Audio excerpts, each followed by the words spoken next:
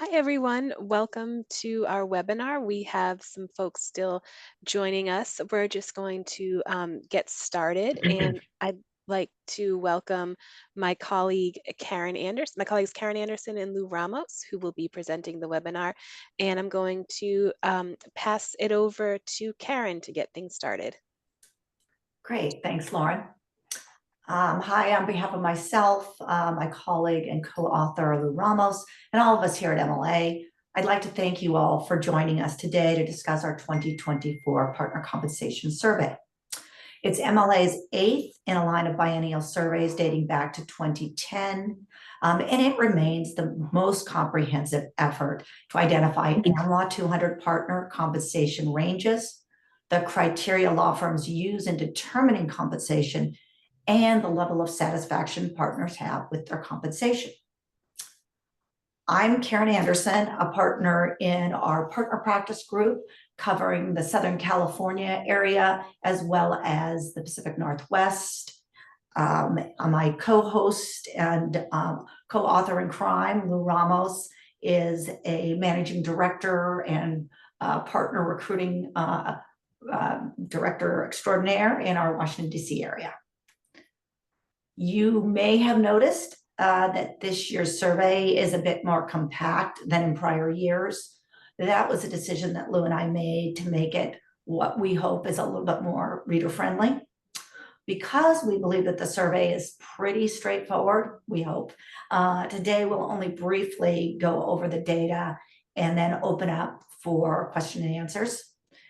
If you have any, please use the Q&A buttons, or button, I should say, at the bottom. It's a little bit more to the left. Don't use the chat button. The Q&A button is what we've selected for this webinar. We will take all questions and do them at the end. So you won't need to check back. We'll cover them at the end. And at that, Lauren has a few housekeeping items she wanted to go over. Great. Thanks, Karen. I just wanted to let all the participants know you'll be muted for the duration of the webinar and your cameras are all off. This call is being recorded and we're going to send around the recording to all registrants. So watch out for the email coming within the next day or so if you'd like to review the data again. Will be about 1 hour in length. As Karen mentioned, we do have time at the end for Q&A and we encourage you to submit your questions in the Q&A box at the bottom of your screen.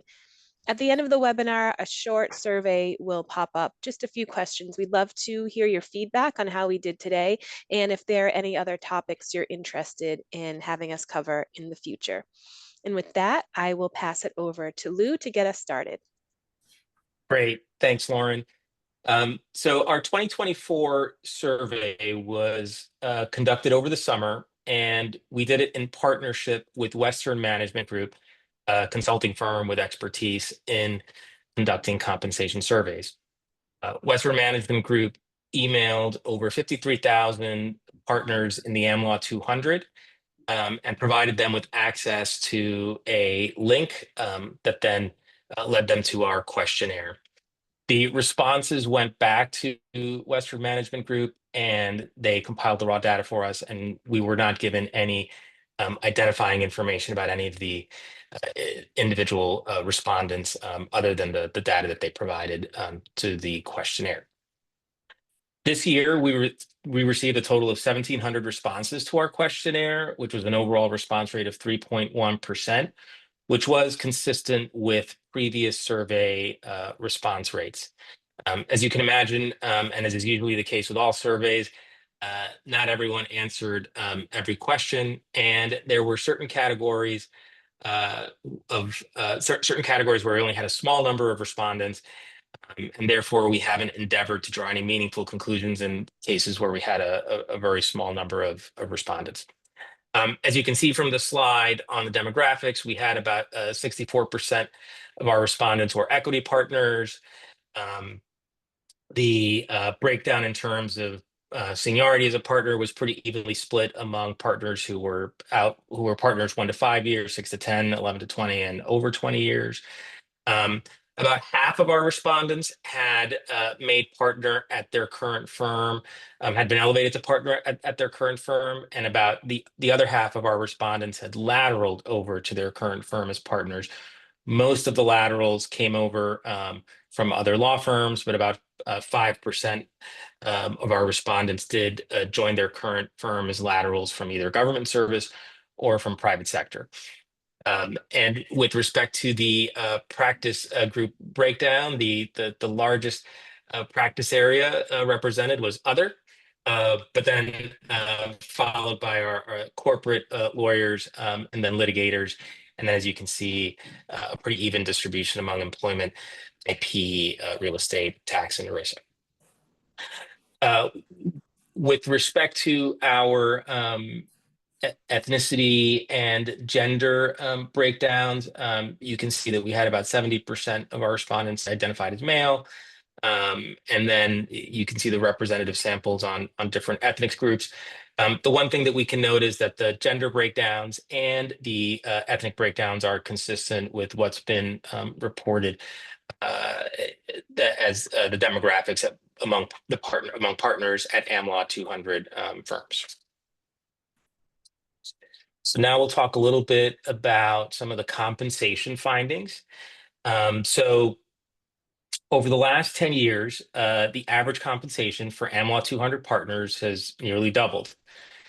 For this survey, the average reported compensation was about 1.4 million, and that marks a 26% increase since our 2022 survey, and is almost double the average compensation that was reported in our 2014 survey.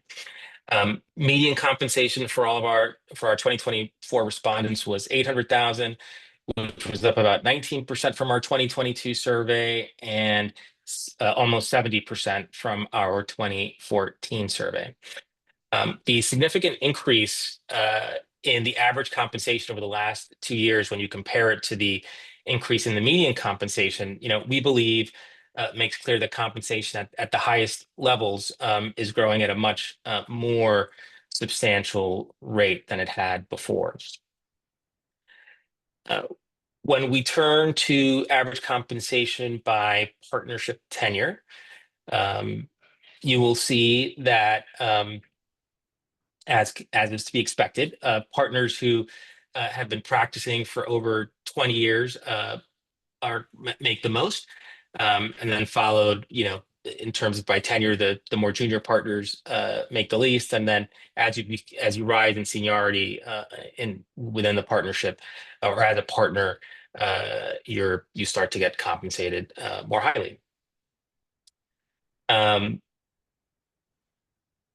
When you look at the average compensation for equity partners versus non-equity partners, our findings, for this survey are consistent with our previous findings.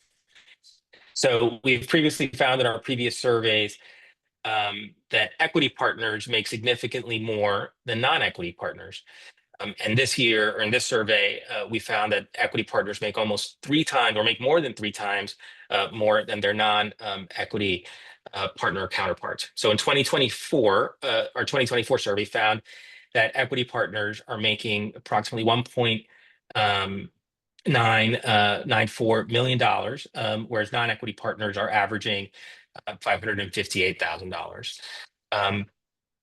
This disparity is actually consistent with the findings that we had in our 2022 survey, where equity partners were at 1.47 compared to 460,000 for non-equity partners, and our 2014 survey, where average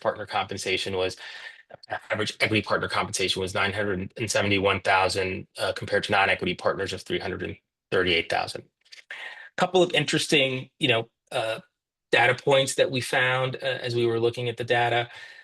42% of our equity partners earned over 1.5 million in this survey, while more than 50% of non-equity partners earned less than 500,000.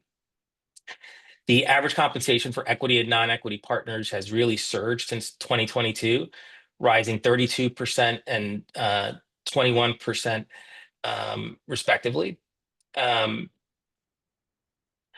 And another interesting fact was that prior to 2022, the increase of average compensation for our non-equity partners was usually in the single digits, whereas this year we saw double-digit growth. And we think that that reflects, law firms and market forces dictating, the need to retain non-equity partners, and also increased revenue seen at many firms as well.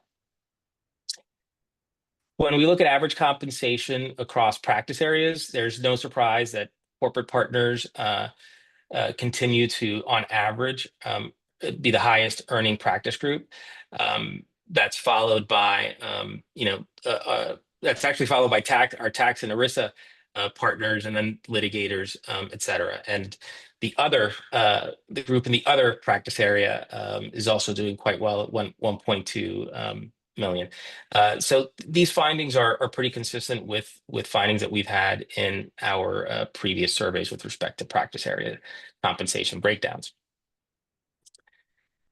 One of the questions that we asked in this survey, as we've done in previous surveys, is regarding the compensation system that partners had at their current firm. So we asked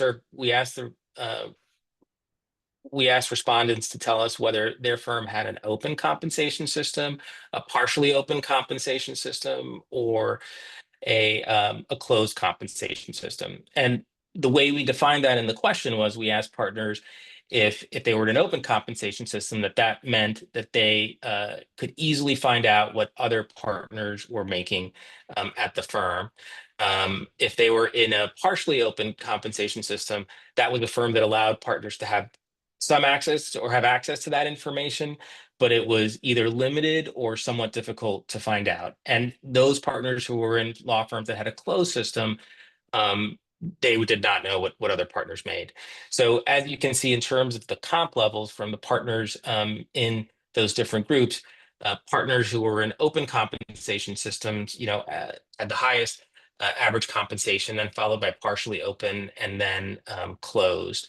And those findings were consistent with our previous survey findings. Just so you know, 48% of our respondents said that they were in open compensation systems, 20% said they were in partially open compensation systems, and 32% said they were in closed compensation systems.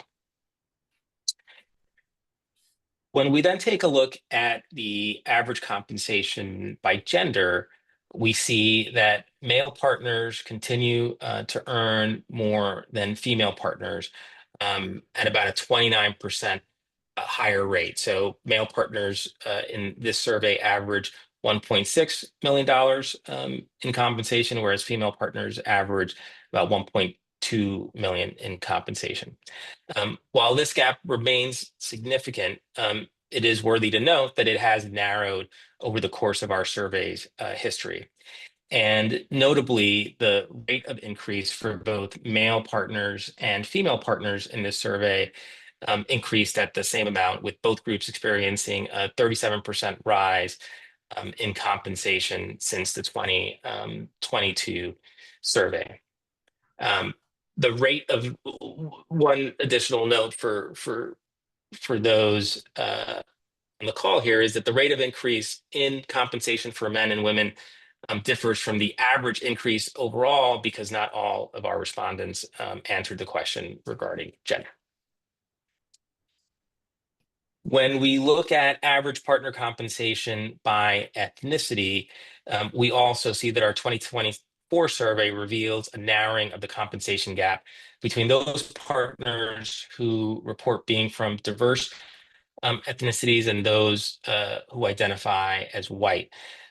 So in 2024, in our 2014 survey, there was a double-digit compensation discrepancy between partners who identified as white and those partners who identified as being non-white, with partners who identified as being white making more than the non-white partners at a double-digit rate. However, in 2024, ethnically diverse partners reported an average compensation that now is 4% lower than their white partner counterpart. So The average compensation for white partners was 1.4, non-white was 1.35. So while this trend is positive, it's also important to note that this gap does vary among different ethnicities, with some ethnicities having wider disparities than others when compared to their white counterparts. So I think with that, we'll turn to a discussion on originations. So thanks, Lou. Let's talk about originations and their effect on your compensation, or the law firm's compensation, I should say. I like this chart for its symmetry, and it kind of lets us look at the same time at the increases over time in average compensation compared to median originations to median compensation levels. Average originations for all respondents in 2024, actually the 2024 survey, I should say, we're approaching 3.5 million, up 26% from 2022 and up 78% from 2014. However, median originations of 1.25 were on par with those reported in 2022 and up only 19% from 2014. What that says to me is that the differential between that differential suggests that there's outliers at the high end of reported originations, which is skewing the average upward. The next point, which is super important, and I think our comparison chart here does a good job of visually showing, is our regression analysis that we ran, which is a statistical method for quantifying relationships between variables. It supports that originations are the dominant force shaping partner compensation, with billing rates playing a secondary role. According to our analysis, originations alone account for 64% of the compensation variation among partners, with billing rates accounting for 35%. Thus, together, these two variables explain 72% of the observed compensation differences. Notably, our analysis also suggests that all other factors had a negligible impact on compensation levels. So it's all, while it's always, there's always opportunity for other factors to impact compensation, originations just are the most likely to impact compensation by a large margin. And we've run this regression analysis for the prior surveys and had similar results, which, you know, what that means for firms and for individuals is that, you know, how you are calculating and giving credit for originations matters significantly for outcomes in compensation. Next slide here, I think shows average compensation by partnership tenure. And you can see, and this I think goes along with the slides that Lou showed, average originations are rising the longer someone has been a partner, and I think we saw that duplicated in the compensation a few slides ago. And we have another side-by-side comparison graph here, again showing compensation originations by partnership tenure. So again, it's a combination of Lou's slide and my slide. And again, you can see that compensation is rising and originations are rising over time. And average originations by partnership status. This is looking at equity versus non-equity. Again, corresponds with the data that Lou showed earlier, in that both equity and non-equity partners reported increases in average originations in the 2024 survey compared to the 2022 survey. but equity partners reported a 32% increase to almost $5 million, as compared to a 5% increase by non-equity partners to just under $1 million. So consistent with each of our prior surveys, equity partners are on average continuing to generate 4 times the amount of business generated by non-equity partners. Interestingly and importantly, median originations also compare as well, with the median side equity partners at just under 3 million at 2.75, compared to 750,000 for non-equity partners. And here again, we've got the comparison between compensation and originations side by side, and you can see the equity side again dominates both in terms of compensation and in terms of originations. And then when we look at average originations by gender, and this is consistent with what we see with throughout our 14 years of survey data. Men continue to outpace women in originations. Male partners reported average originations of almost 4 million, representing a 29% increase from our 2022 survey. Female partners were up 18% from the 2022 survey, with average originations of almost 2.4 million.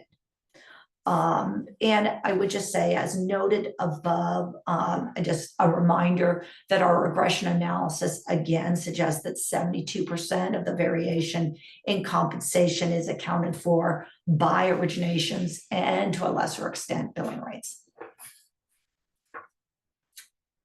And I think with that, it's back to you, Lou. Thanks, Karen. Now we'll talk about every law firm partner's favorite topics: billing rates and billable hours. What's notable in this year's survey is that we saw a pretty significant increase in billing rates from all respondents from our 2022 survey. So this survey found that billing rates, the average billing rate was $114,000 an hour, which was up 36% from our 2022 survey results and 83% from our 2014 survey results. And the median hourly rate also rose by fairly significant amounts from this year's surveys, or 2024 survey showed that a median rate was $1,075, which was 41% higher than our 2022 survey results of $762 an hour, and up 75% from our 2014 survey results, $613 an hour.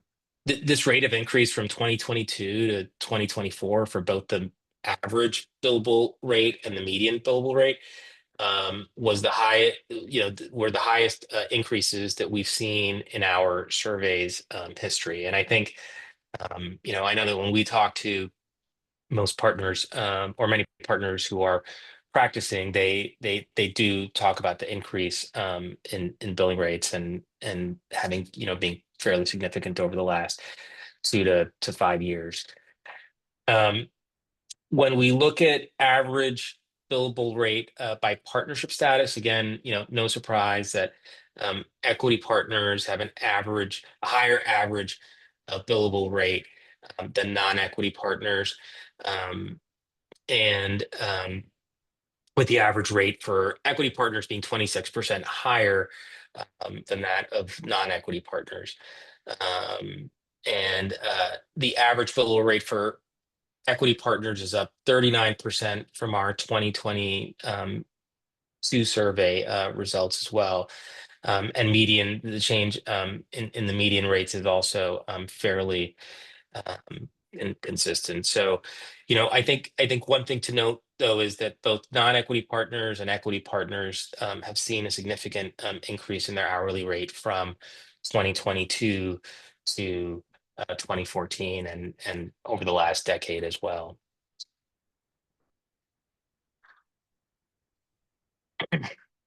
One thing that has stayed consistent over from last survey to this survey is the average number of billable hours. So this year, like in our 2024 survey, as in our 2022 survey, the average number of billable hours reported by our respondents was 1721,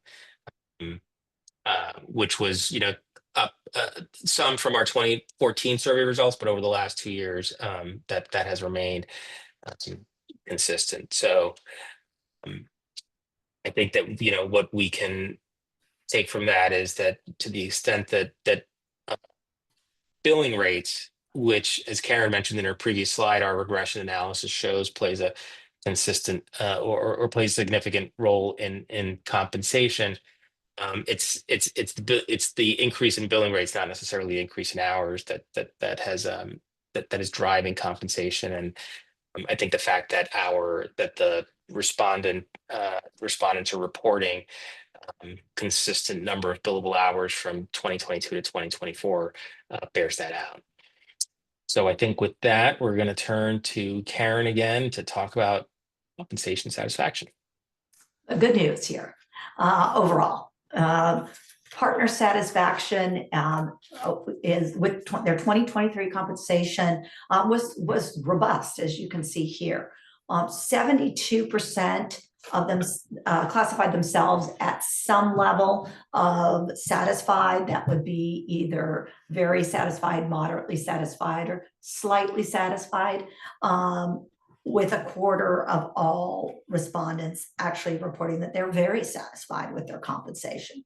Conversely, only 22% classified themselves at some level of dissatisfied, which was either very, moderately, slightly, and only 5% reported that they were at the very dissatisfied level. 6% of folks were neutral. And actually, these figures align with the trends we've observed in all of our prior surveys, indicating that consistently high levels of satisfaction by partners with their compensation as a general rule. So good news, I would say, for the industry as a whole and for folks potentially looking at going to law school and practicing. When we look at satisfaction by years at a partner at your current firm, you can see that the folks that have been at their current firm more than 20 years are significantly more satisfied. And that just well could be that they've been satisfied all along, which is why they've never left. So it's not really necessarily all that surprising, but interesting. And I believe actually the first year that we've asked this question. So it's kind of an interesting result to look at. The only sort of moderately bad news here, I guess, is that when we break out satisfaction with compensation by equity versus non-equity, we do see a significant gap in satisfaction, especially at the very satisfied level. 80% of equity partners reported being some level of satisfied with their 2023 compensation, and 34% were very satisfied, compared with only 60% of non-equity partners, and only 10% of those were very satisfied.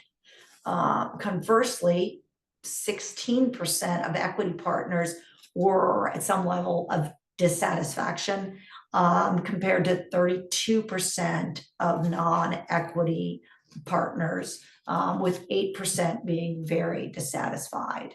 And that, we don't know exactly, why that is, but we do have Lou's earlier information regarding the compensation gaps that are out there.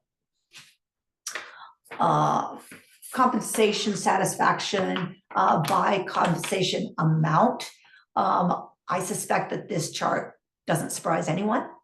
Those with the highest level of very satisfied are making the most money. And overall, those folks at the higher ends are much more satisfied with their overall compensation. And again, this is looking at AmLaw partners. So by their compensation amounts. The next one is satisfaction by gender. Interesting, because men and women partners reported very, very similar levels of satisfaction and dissatisfaction with their 2023 compensation. This contrasts with our 2022 survey, in which 31% of male partners reported being very satisfied, versus only 26% of female partners in that category. And 18% of male partners, conversely, reported being at some level of dissatisfied, compared to 22% of female partners. And with that, I think that wraps up our survey. If you have questions, please put them into the Q&A, and Lou and I will answer them as best we can. Thanks, Karen and Lou, for a very informative presentation. And we actually do have a few questions that have come in. So I'll just read them in the order in which they came in, and you can offer your sage and expert advice. So the first question is, when looking at the correlation between billing rates and partner comp, does your analysis consider only the base or standard rate, or something else, for example, the average effective rate of that partner billed to clients? I believe that when we asked this question, we asked for standard rate, as opposed to, we actually went through all this and said what's going to be the easiest thing for folks to be able to respond to us and not have to go calculate something. And so we defaulted to standard rate. Great. And the next question is, what do you think has made the satisfaction levels of both men and women with their compensation to be fairly even? Lou, do you want me to take this one? Since I just finished up on satisfaction. Sure. We don't know, obviously. We didn't ask that. My gut feel, and again, this is completely anecdotal from what I've seen in the industry, is that over time, more women are on their compensation committees. More women are in the room when compensation is being discussed. More women have access to that data, and they're finding that they have some level of understanding about how compensation decisions were being made, and are being made at their firm, which leads them to a level of satisfaction of, I understand this, and I feel like it was fair. Again, my gut anecdotal reaction. Great, thank you. Another question along the same lines of gender. We had a question that says, I'm curious as to whether you had respondents who reported pay scales at the very, I'm sorry, this isn't regarding gender. I'm curious as to whether you had respondents who reported pay scales at the very top end of the market, which has been increasing dramatically. If not, do you think the average rate of pay is understated? So I can answer that question, and we did see respondents who were at the very top end of the market, and we do think, as we noted earlier, that some of the higher end compensation has definitely impacted the average comp that's reported. The other thing to note, obviously, is that we are drawing from the entire country. So that's going to have an impact in terms of the overall compensation that's reported. Partners in certain markets like New York, DC, the West Coast, that's where you're going to find, and Chicago, traditionally your more highly compensated partners. But yes, the short answer to your question is we did get respondents who seem to be at the high end of uh, the partner comp system. Great. Thank you, Lou. And that brings us to the end of our questions. If you wanted to submit one quickly, we can take it. If there are no more questions, this brings us to the end of our presentation. And again, I wanted to thank Lou and Karen for their expert advice and their expert presentation on this data. We will be sending around this recording. So if you've missed anything or wanted to review, we will send it to you. We'll also be sending along our copy of the report, the survey report as well. So we really thank everyone who took the time to join us today. Thanks, Karen and Lou. And we hope to see you soon again for another webinar. And again, if you have any follow-up questions, please reach out to Karen or Lou, and they will do their best to get you the answers you're looking for. And everyone have a wonderful day. Thank you so much. Thanks, Lauren. Thanks, everyone. Thank you, Bye. everyone.